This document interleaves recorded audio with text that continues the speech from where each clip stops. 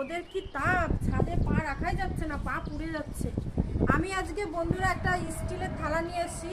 সবাই তো অনেক কিছুই ভেজে দেখিয়েছে, ডিম ভেজেছে, তারপরে অন্য অন্য থালাতেও করেছে, ননস্টিকে করেছে, চাটুতে করেছে।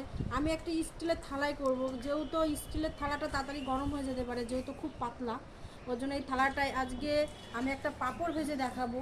কারণ সবাই তো ডিম ভাজা অনেক কিছু করেছে, আমি আজকে পাঁপড় ভেজে দেখবো যে সত্যি ভাজা হয় কি না। সাথে থাকো, দেখতে থাকো বন্ধুরা। আমি থালায় তেলটা ঢেলে দিলাম, যেহেতু আমাদের সাদা তেল শেষ হয়ে গেছে, সর্ষের তেল দিয়েই ভাজবো। সর্ষের তেলটা আমি দিয়ে দিলাম। আমি ঘন্টাখানিক পরে এসে দেখবো তেলটা কেমন গরম হয়ে যায়, তারপরে আমি তোমাদেরকে পাঁপড়টা ভেজে দেখাবো যে পাঁপড় ভাজা আদৌ হয় কি হয় না। তাহলে তো বুঝতে পারবো যে সত্যি রোদের তাপে পাঁপড় ভাজা যায়। বন্ধুরা আমি